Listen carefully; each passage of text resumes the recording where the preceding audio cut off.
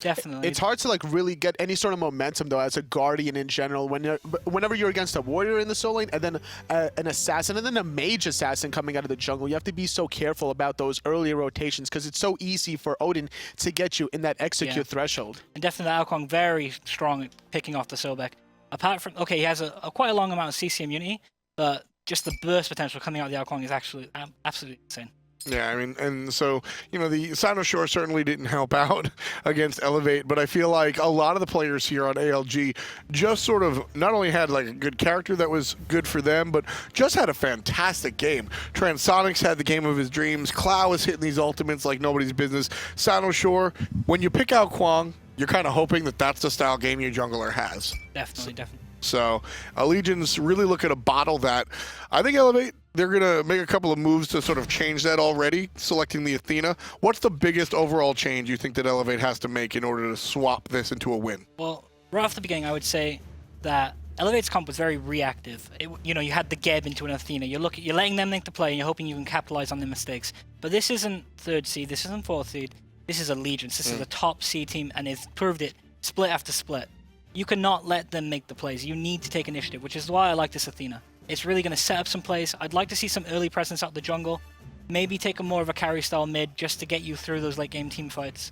But definitely some more pressure. And off of this Athena, they can honestly play anything they want in the mid lane. We saw the Scylla last time it was played, but they didn't have like the best kind of setup potentially. Had to rely heavily onto the Geb setting her up, but just couldn't really find the damage that she really needed to. They didn't get into that late game form, but now with this Athena, they have more offensive and defensive options. And to that, you know, Elevate, I've always liked this team better when they're making the initiation. Specifically right there, you've got Rippin holes on your screen. He's the guy, you know, he's the one, when he's starting fights, his team is playing well. And you know, I think there's a lot of different factors that come into it. You're a little bit timid because of the way the game, where your team has been playing. But at the end of the day, when Elevate sort of forget about what's happening and they allow Rippin holes to start these team fights and everybody just sort of absent-mindedly follow suit, Elevate wind up winning these team fights more often than not. So I think Elevate have to, a lot of times I really lean on like the playbook and your strategy and your preparation. I think Elevate honestly have to just clear their mind. I think that's the biggest thing causing them issues right now. You said that Elevate were playing more reactive. Do you think that Bastet is a reactive pick against this Kuang, trying to find the bleeds during his stealth? Definitely. The dot damage, very good at revealing his stealth. It's not usually a huge factor because a lot of Kuangs, they'll tend to use their blink very instantly. They'll blink, pop it for that damage.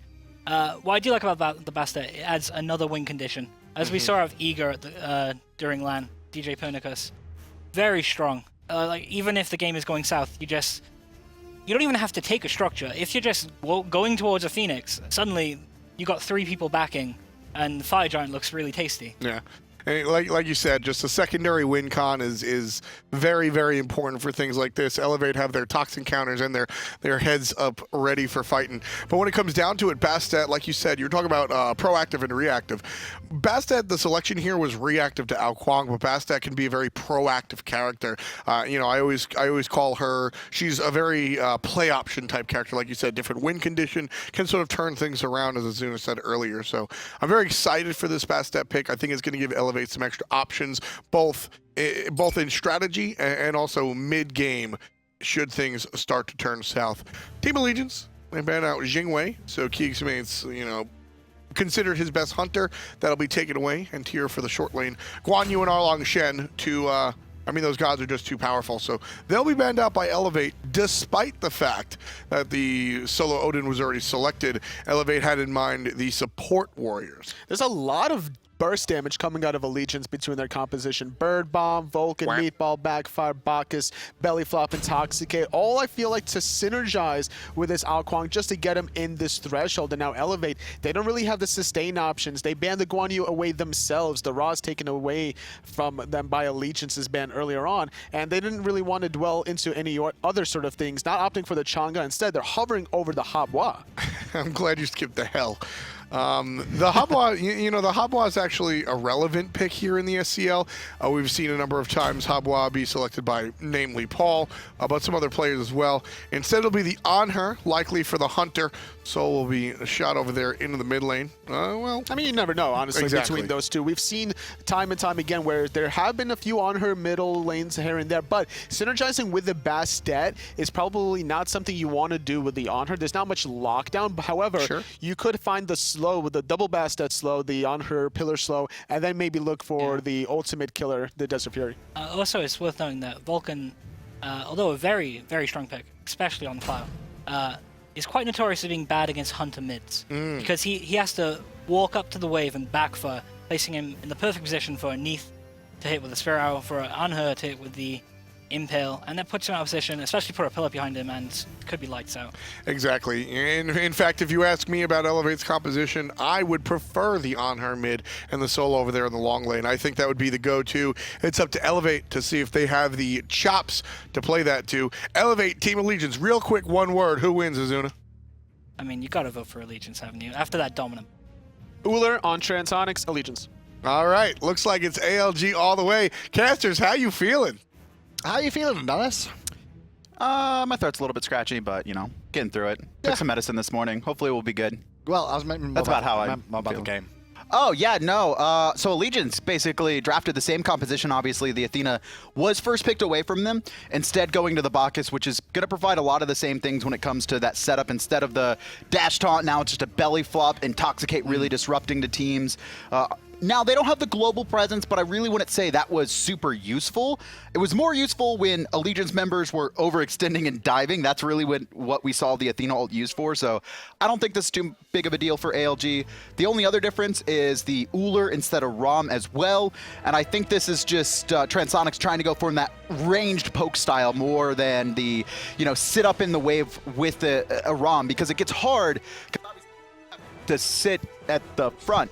Yeah, indeed, and that could be a very interesting one as well. Overall there, the burst damage early though on to McWafflez from the aggression from Allegiance, looking to ward up early on there.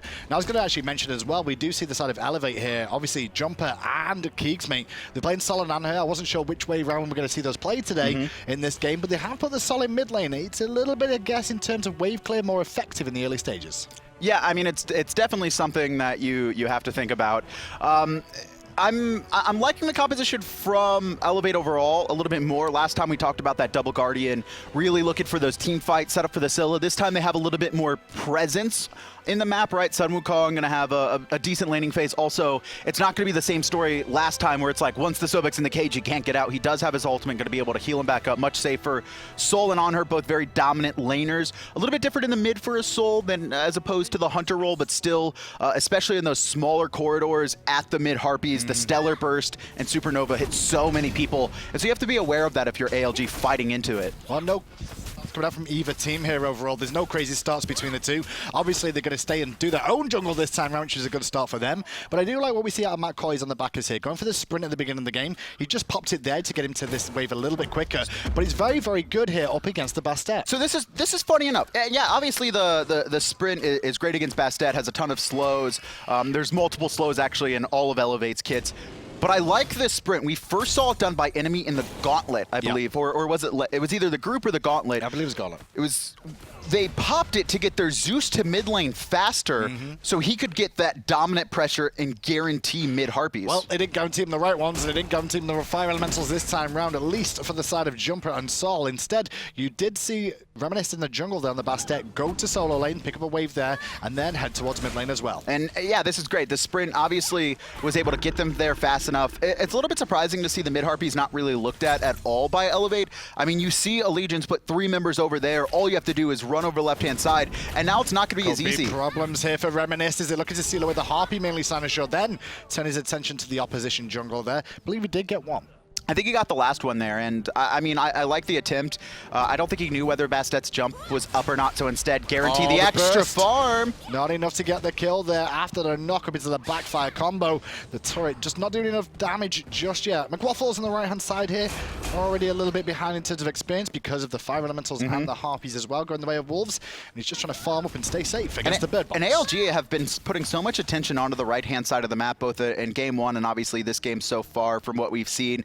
Getting those right harpies, also getting those fire elementals. They are really trying to put wolves in a position to carry. And I've talked to ALG, you know, previously in the summer. I'm sure it's much of the same, where it's like, we're just trying to put wolves in a position to carry. We want him to be ahead of the other soul laners. We know when he gets a lead, we can just win off of that. It doesn't matter what god he's on. The one thing I can see out of Allegiance versus Elevate in the duo lane there is the duo lane is currently held up for Bird Bomb. Is it available? Just looking for the boom. Not going to be enough damage just yet. The melee minions can't get in range. The leap. One more hit. There he goes. Wolves solos down McWafflez. I'm assuming because we saw that go on for so long, as a Clowwwww comes in just to clear the wave, actually connects on a Jumpahhh who couldn't get forward fast enough. Just trying to farm up. This tells me LG not trying to do anything in that mid lane for quite some time. Well, what I was going to say about the duo lane here is you can see that Allegiance focused on farming here, using their ability to clear the wave, where Elevate are looking to box and fight and have to deal with the wave of auto attacks afterwards. That could come back to haunt them a little bit if that continues in that lane. Or, yeah, I guess, again, if Elevate can get a good engagement off, it could work out in their favor. It depends, right? If you have the clear that can basically finish off a wave instantly, sometimes it's better to just go for the poke damage, try and avoid the archers, right? If you move the melee out of the wave, that's not that big of a deal. They're not going to be doing as much damage, take a little bit of travel time. It's really about putting on as much poke as possible while avoiding return archer damage. And as long as Keegs can do that, it's okay to take these poke wars. Well, 4 members of Elevate over at the speed buff here. Very worried about it being invaded here. So they do want to secure it for themselves, give it over to the Bastet again. And Bastet, we've seen played multiple times overall. She does have the split push option as this game goes on, if it becomes available, especially with neither of the solo laners so far having a teleport. I am very interested in what kind of style that this Bastet's going to be played in. We saw we've seen Bastet in previous instances where it's all about kind of like a Circuit play style where you're looking for ganks, right? Yep. You get your cats, you drop it on a soul laner, you body block him, you slow him, he can't get out, he bleeds to death, blah, blah, blah, blah, Odin's blah. a pretty good target for that, other than when the ring's up. Yeah, and it's great, right? You bait out his jump and he can't really do anything after that. But now Bastet has become this kind of spread the map character, and DJ Pernick has really solidified that style in Group B with Eager, where he picks up the teleport. Yeah, he may gank a little bit early, but his entire goal is to rotate to the other side of the map, get a free tower, and if you respond and stop it, well, then he's going to just go to the team, right? He's drawn you, he's split your team up. Waffles waited up there for the full health, and now because of that, Wolves was waiting, as was xCynosurex. That's why I was saying the RO there overall. And going back to the Bastet, though, that you were talking about there, Adonis, overall, I mean, what you can do with the Bastet as well is it does teach you jungle advanced strategies in terms of engage, get poke low, but then still go off and farm. Make sure you get the farm at the end to continue leveling up. Bastet's biggest weakness is how long her abilities take to go off. You look at her numbers, you're like, this is insane. Why is Bastet not played more? But, you know, she jumps in, takes a longer animation than most gods jumps, and then she's got a Razor Whip, which has this full-on swing to it. Yep. And then the 3 comes out as well, which is relatively slow compared to some other abilities kind of in the same instance. And so the later the game goes, the more dangerous it is for Bastet. More dangerous it is for her there. No full engage, though, coming out from the Boys of Allegiance. You saw what xCynosurex did there. Just went for poke with the Allegiance, with the illusion. He knew he wasn't going to manage to get the kill with that, but it did force a rough situation there for the Bastet. And ALG are playing much different this game. Last game was all about kind of testing their limits. We saw them push into the jungles, just go, how are you going to respond, right? They looked at their red buff before they did it, and that was mostly coming out from Koiz on the Athena. This is comp-based, though, as well. I mean, you've against an Anhur in the duel, yes. There's not a whole lot you can do there. And Athena with the taunt that can really shoot you down if you over-aggress as well. And an Odin, I mean, we know on your team, you do want to abuse at the early game, but he's so good at the later. And that's why this is great for Allegiance right now. KeegsMate, though, staying here a little bit longer than I think he wanted to. That Impale might have saved his life, displacing Transonics there, but we're talking about how ALG has really switched up their play style, and that tells a lot for your team, right? Because of how confident, cocky, and honestly over-aggressive they were last game, kind of making a couple mistakes, and it was a little bit sloppy. For them to come into this game, wipe that out of their mind, recognize that they can't do the same thing against the comp that Elevate has drafted, tells me that despite us thinking it was a little bit sloppy from ALG, I don't think they think it was sloppy themselves. No, and that's a good thing for them to be in now. Speedbuff about to spawn for Elevate, and that's why you see 4 members over here from Elevate Elevate again. The boys of Allegiance going to try and collapse down. Too little too late, but they will get some nice damage off on the Kitty, and Athena's trapped in a ring. But it's taken a while for the rest of the team to kind of initiate on her. Full health right now. Finally gets knocked up just as the cage ends. Not good to work for zoning more than anything. Keep Reminisced out of the fight as well. The burst into Wolves going to put him in trouble, but xCynosurex does pick up Rippin holes there as well. And on the left-hand side, well, they're still just doing hunter things. Man, this combo is so good. The Vulcan out Kuang, because Vulcan has so much free poke. Not a lot of escape though. Not a lot of escape though, Clow. Good save. But has a lot of free poke that you can kind of put someone in that, even if not execute threshold, you're like, okay, I 3-1 you, right? That's even in the early game, that's 30-40% of your life. That's when xCynosurex comes in, right? After you've taken enough damage that he can just lightning storm and then execute you. And that's what Cloud's going to be trying to do a lot of this game, is just put out as much poke as possible to make it so that Cyno's in a position where he only needs one rotation of abilities to get them in that execute threshold. And a lot of players talked about Cloud saying that basically for the most part, he's the one that gets focused. He gets himself out of position a lot. Whether it's intentional, Never seen that. whether it's intentional or not is a different story, because everyone says the moment you go aggressive on him when he's out of position, the whole team turns around and collapses to support him. Very similar to Reffer. Yeah. Where he's just, you think he's out of position, but he's really not. He's really got his team ready to rotate and finish you off. But, you know, Cloud definitely out of position there. I wouldn't say that Cloud's doing the same thing Raffer does, especially as a mid laner. Well, not that def anyway, that's for sure. Didn't actually go for the Doom mob this game either. He went for the boots this time round. It does feel like the mage is mixing things up based against who they're against here. Obviously, Vulcan's going to be very careful about the burst from a Stellar Burst coming out, so he's got to avoid some of the taunts as well. Nice illusion there from xCynosurex, going to be able to juke that taunt, but I think it's mostly from the Bastet. You really don't want to have to deal with a Bastet as a Vulcan with 0 movement speed. Even when you backfire, early game, your backfire is not going to do enough damage to just kill the cats, and so they're still going to chase you down. So you want to make sure to have that MS to be able to place yourself in a little bit better of position. I do want to see Reminiscst go a little bit more aggressive with this, so just pounce in, bleed them, jump back out again, get a bit of free poke off, and just see if you can whittle them down a little bit. And what we were talking about earlier is how Bastet, you know, the later she goes, right, you look at her numbers and her scaling, she does more damage, but it becomes harder to get off because it takes so long to activate those abilities. Good taunt in mid lane, going to force a purification from Clow, however, Intoxicate back, going to put Rippin Look at the body in blocks. an awkward position. Perfect. He was ulting out, but the Clow was just too good as Wolves comes in and introduces you to Odin one more time. It's only a 2-level lead too. He just finished Breastplate of Valor, so he doesn't have any physical power. Odin full build now. This is when Odin is at his best, when his 1 and his 2 are maxed out, when that bird bomb is at its most potent, and people aren't deep enough into their builds to have physical defense to counter it. Well, now Reminiscst is going to jump away, but go straight into a bird bomb, ring a ding dong, and now because of that, Ullr will get himself a free kill. Next on the list is going to be the ultimate xCynosurex to pick up McWafflez. And again, I mean, going back to that right-hand side here, Jumpahhh trying to get out, looking for the stun. Wolves dealing with Anhur on the left-hand side, and it's going to be a drop. Probably going to be a gold 3 after this. But again, we talked about kind of Phantom last game, about how it's when do I want to use it on an Odin cage. Something similar just happened there. We saw the right-hand side, Wolves soloing out, ulting, forcing the Sun Wukong ult, and then when the next fight happens, that Sun Wukong ult is still down, and so he gets caged in by Wolves with that 60-second timer, now even lower because of Breastplate of Valor, and he can't get away from the Kuang. 10 minutes in, then it's 4,000 experience, 3,500 gold lead for Allegiance. And it's pretty much where these took off last game as well. It was about this stage where things got a little bit crazy, and with the builds coming through, you can see xCynosurex almost has that Polynomicon completed as well. I feel like Elevate is very similar to the PC Elevate or any other teams that came out to LAN, where they are playing scared their first game. I really think they've been incredibly timid. We haven't seen them force any plays at all. I don't think we've seen them push up where they're at now. I don't think we've seen them push up farther than that. Realistically, with Elevate, though, they've only got one member of this team that's ever been to a LAN seriously before, which is Keegs. The rest of them haven't actually competed before at the LAN stages. It's going to makes him a little bit awkward. And Keegs not the most experienced himself either. You know, used to be on Sword. He's not a leader either. He's not a leader, right? He's a player. He's a great, phenomenal player, but he's not that person who's going to be the main voice in your comms. He's not going to be, you know, dictating what styles you should do. Oh, well, that's going to be trouble as the Vulcan ultimate hits, but he absorbs a lot of damage there, Rippin holes. Still alive for now with the Meditate as well, but Rippin holes Clow wants the kill. Oh, he got it. Get the kill, however, he's going to get turned on. And he's going to be surrounded by 3. A little bit risky, but Wolves over the top. He does have the cage, and more just hit. separates down. Wolves answers back for his mid laner. And that's exactly what happens to Clow every time. He gets caught in mid lane, going aggressive. I have no idea why he did that. And then somebody turns up to save his life. I have no idea why He Cloud wanted did that. the Because stacks. even he wanted the stacks, man. even if he gets the kill, which he did, he's guaranteed dead. And it's not a guaranteed kill.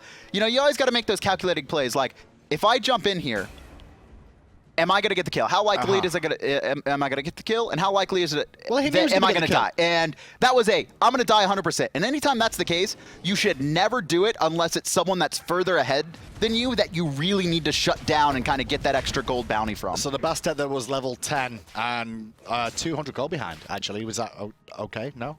Probably not. Doesn't Okay. even have her first item completed. We have Dynasty Plate Helm finished from xCynosurex. He's working on the Polynomicon as well. Once again, just farming so efficiently. Actually, no, it was Rippin holes, wasn't it? They did that too. I was thinking it was Reminiscent. It wasn't. It was actually the Athena. It was 3. It doesn't matter. It was a mistake anyway. It was a overall. mistake. 7-2, best hand in poker overall here, and at the moment, all the poker cards are coming up aces for Allegiance. It's just across the board, every single lane has been winning, right? Even when we take a look over at this Anhur versus Ullr, I mean, not right now, but Transonics for the most part has been outboxing. No, he's not anymore. Why would you curse him like that? Athena's coming in too. Transonics in a lot of trouble here, running for his life. The Athena taunt could be available. Oh no, the Bacchus. But it looks like with Koiz showing up, Transonics will be fine. He was a little bit worried there. He didn't want to go aggressive and try and chase the Ullr when he saw the box on the side, not really aware of where anyone Just on banner ALG was. There's not a single ward right now up outside of one in the mid lane, and I think they just placed one in the left-hand lane. Still don't understand how Allegiance and Wolves is allowed to get Odin every single game and no one's punishing him for it. You know, overall, there's not a whole lot Odin does. Even a Wheelix. He presses his second ability, he presses his first ability, he presses his first ability again, and then presses his ult. That's all he does. This time, xCynosurex gonna try and set up a kill onto McWafflez here. He's got Breastplate of Valor and a little bit of magical defense, but probably not as much as he'd like. He wants to fight though, And he's a man fighting. Fight he's doing, but he's more slowed. Meatball Mariana not going to connect. The backfire does, however, followed by a stun, followed by a Vulcan ultimate. Not really. Clow, you were joking with that one. He just wanted to make sure xCynosurex got himself another kill. And now xCynosurex actually in a spot to come down on top of this engagement. He is gonna land offensively, going for the Bastet. Great meditation though. Gonna make sure to keep him alive. 8-2 now, the tier 1 side being threatened on the right-hand side. Left-hand side, Transonics is currently proxy farming as well, trying to keep Keegs busy on this left-hand side. Keegs is just trying to do his red buff right now, but he may get that stolen. Transonics doesn't want to let this up for free. Popping his steroid right now, just trying to space himself. Red buff is picked up by Keegs. This is good for him. He's going to go aggressive, find the jump, great pillar, and an engagement's just raging on the right-hand side. A double kill for Wolves. Once again, tier 1 side back to fall. Cloud looking for extra damage with the backfire and the turret in play too. Wolves maybe looking for a triple kill here onto body Rippin box. holes. He's just trying to block the option. he The got it. charge is cancelled out. Cloud going to get toyed, but doesn't have aggro from the tower. And Wolves will get a delayed triple kill there for themselves on his Odin solo. Tower gets taken as well. I mean, this is just complete domination. We're 14 minutes in. There's only been a single tower taken, a single Gold Fury, and it's over it's a 6K lead, just shy of it.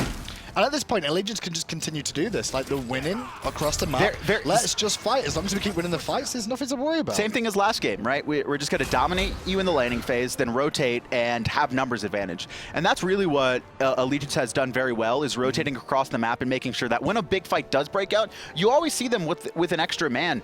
We're not really seeing Bastet kind of roam around the map and be in a position, once again, just playing very passively, just letting Allegiance dictate the pace of the game. And now, at this point, you have to, right? You can't go aggressive anymore. I almost feel like Elevate should have taken a page out of Kiki's book for this game. In what way? Geb. Geb solo. Just to deny Odin getting any farm at all with the knock-up after knock-up. Yeah, It but you would've have to worked, man. I mean, you heard of Zuda, right? Like, it's Sobek who has that best matchup. That's true. Well, Belch gonna connect. Not really for the most part for the stun. Wolves. Around the back comes Wolves, forcing Keeks to leap away, as well as Rippin holes, who ults out as well. Scared. Very defensive work from Elevate, as on top of that, you see McWafflez forced to ult too. 2 ults for nothing. And now Wolves is going to find Jumpahhh caged in, trying to get to the Zapparate, and he does in time, just barely. Sneaks through that cage. But now because of that, the poked out even further here. Elevate, force further back. Meditate coming into play. Rippin holds has his you have taunt to make a available stand. again. It's 11,000 player damage for Wolves. You can't here. give this up. And if he gets a bird bomb off one more time, it could cause issues. In goes the mad Rippin holds with a taunt, but no follow up from his team. The captain drops in the This is front great side, for Elevate. and Keegs actually gets one onto Koiz. Wolves jumps in the back, but he's by himself. Now xCynosure's made the rotation, trying to close the gap. Early purification and great timing from Cyno holding it. And next up is Keegs. He's going to fall down to Wolves after the Sanctuary. Double the Sanctuary will keep him alive. His xCynosurex to pick up a double kill. On the back of that fight, you also saw Transonics pick up a kill for himself Man, as well. brutal. And they can fall back to the goal again. I mean, that was actually the best engaged we've seen from Elevate, especially so far behind in both levels and gold. Great ultimate coming out from KeegsMate there. He lined up so many members and was able to get a lot of penetration off, but no one else could follow up. And then Wolves, very low health, jumps into the back line, and the team is so scared. They're not even trying to kill him. They're just running away. And this seems to me to be probably a comm issue. We're not seeing Elevate be a unified unit, calling targets, you know, going on one person who's out of position. Instead, they're all kind of just doing their own thing. Well, xCynosurex is going to seal away the speed buff on the right-hand side from Elevate's jungle here as well. Blue was available, but a little bit worried about the reinforcements coming through at the same time here. The blue buff is about to spawn on the right as well. You can see that's going to go over to Wolves.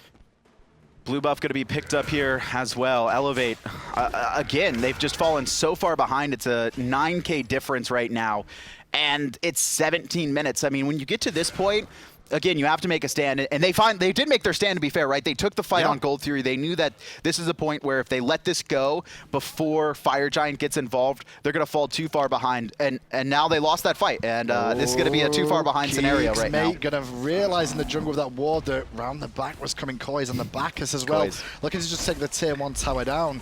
And obviously you mentioned the comms from Elevate here. We'll see what the comms are like of Allegiance if they go for the Fire Giant here, but taunt onto from Rippin holds, flopped in place, but the burst is too good, and Koiz gets himself a kill as well. And Keegs actually playing this perfectly right now. Ults just as the taunt comes through, just as he's about to get stunned by an Ullr, but it just doesn't work out anyways. He's just too far behind to find that kill. Yeah, and now on top of that one as well, Reminiscent under pressure here. Sanctuary already down, bursted. Wolves gets ready for the kill as the bomb explodes. Left-hand side, they're looking for a Phoenix 2 for a second, but it looks like they're going to head towards mid, quite probably. And ALG look so much cleaner. Game 1 was really sloppy. This time they're having the same domination, but we're seeing them play as a unit, right? And there's almost no hope for Elevate to come back into this one without ALG starting to make mistakes. And it's only one tower remaining, 18 minutes in. This has just been so one-sided right now. And the only way Elevate's going to be able to come back into this one is either Bastet split pushes, but even then ALG can just kind of run through, or somehow they kill Clow really early in a fight. Well, the Tetsu Tower's going to fall down the right-hand side here, and the boys of Allegiance going to head back into the jungle if they want towards the Fire Giant this time around. Would you go for the Fire Giant here? As ALG, I'd probably do this. Well, let's have a listen into Allegiance's comms as they look for this play. Wait, 5 here, right now. Wait, hold on. Go now, go now, go now.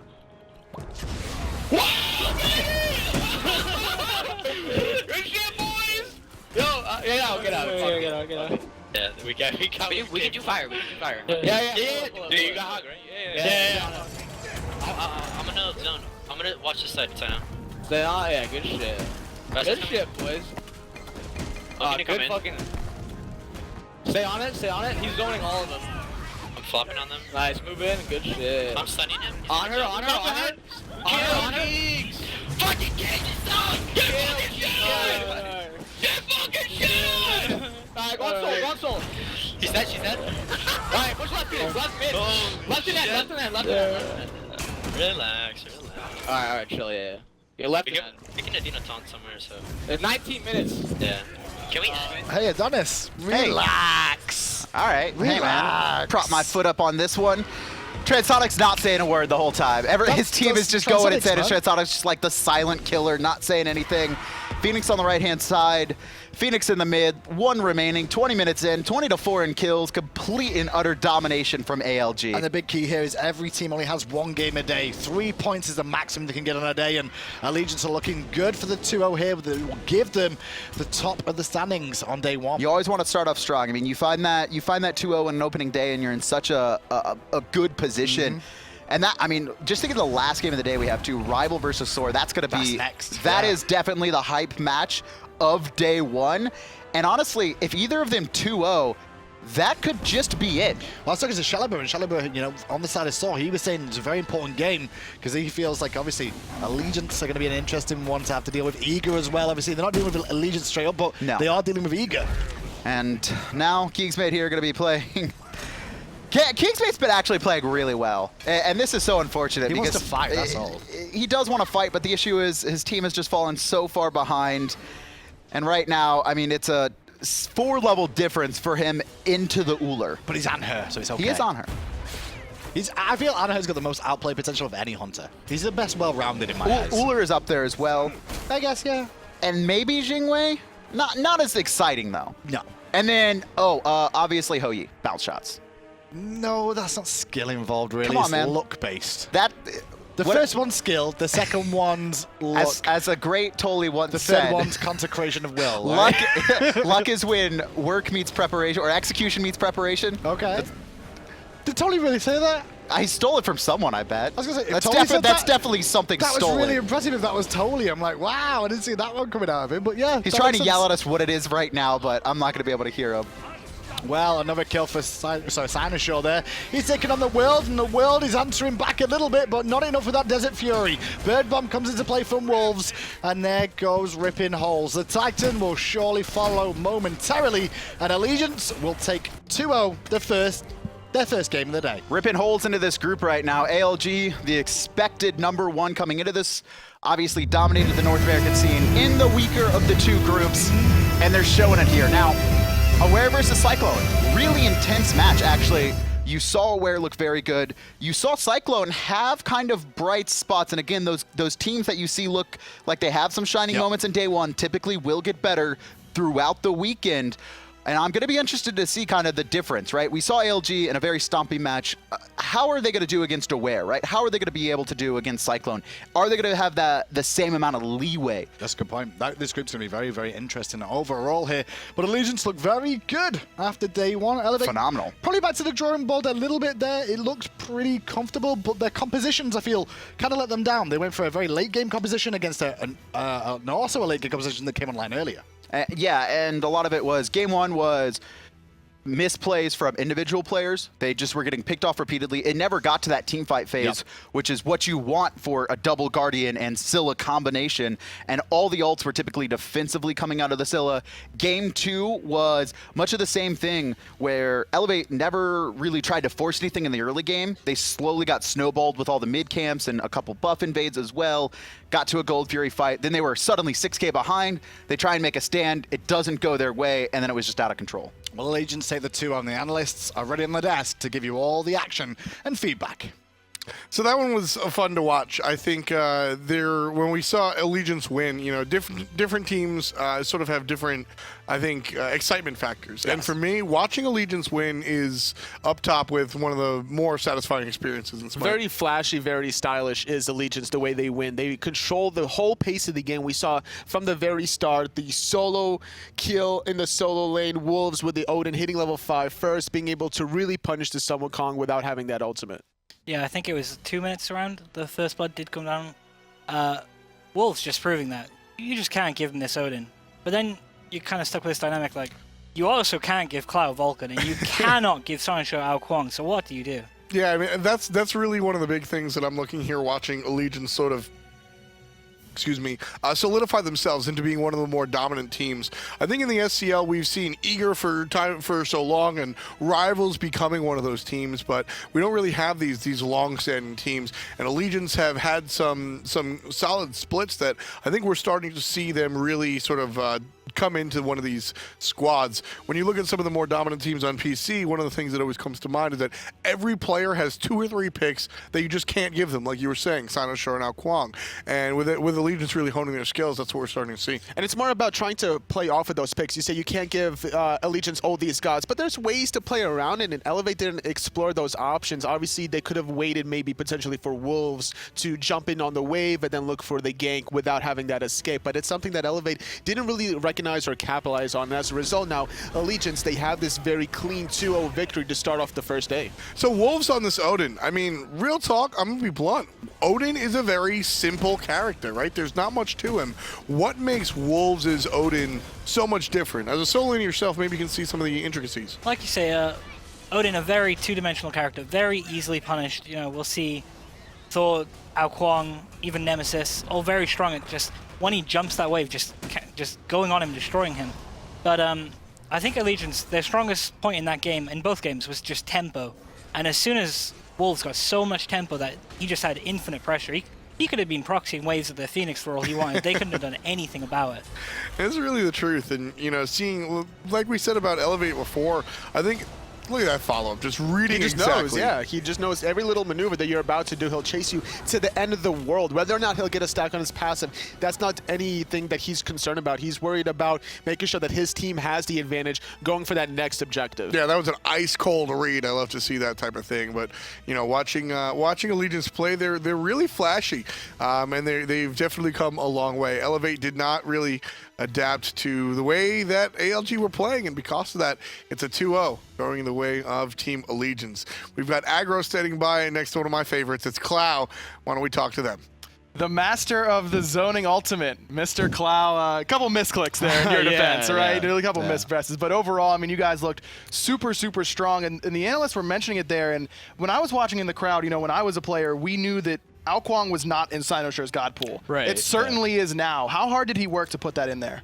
Man, honestly, it was kind of like one day he's just like, you know what, I want to play Kuang because like the god just carries, so and we just give him Kuang and he does just that. So. I mean, he had an awesome set, and usually when we're talking about your team, it's you know, dictating everything that's going around the map and just waiting for Wolves and Trans, your two side lanes, to come in and really make the big impact. But really, it was Koiz was getting awesome Athena taunts in game 1, setting up with a lot of intoxicates in game 2. Is this kind of the development of your team, that you have the outside carries, but now your 3v3 core is looking really strong? Yeah, well, we've been practicing on that too. It usually was like the main stars of the players being Trans and Wolves and side lanes, but it's recently been becoming like more so like us three carrying, like with Cyno on the EK. Math, you know, only plays Athena still, but you know, and I just only play Vulcan and Zeus. But yeah, we're getting there, the same as their side lanes now, so I'm pretty happy for that. Talk to me about this this team as a whole. I mean, you guys were not really thought of as a top team going into the summer split. You surprise everyone, finish on top, win that LAN, finish online first again this time. How is your confidence level with this team? Pretty good, honestly. Our side lanes and Matt and Cyno are just all amazing, so I'm pretty confident going forward against Aware. All right, man. Well, that was it was solid stuff. Do you have any shout-outs before we let you go? Right. Yeah. Shout-outs to Team Allegiance and my whole team. All right, and I've got to give a shout out to Faceit as well. You can definitely sign up at www.faceit.com/en/smite. You can get exclusive chest rolls, skins, gems. It's an awesome way to play. You can get matched up against new players every day. You play any Faceit, Clow? Yeah, all day. Dude, that's all you're doing. I mean, not really, but yeah, all day. That's right. So make sure you guys go sign up there, and make sure you guys stick around. We're going to have an awesome set coming up next. It's Soar versus Rival in Group A. We'll be right back with that.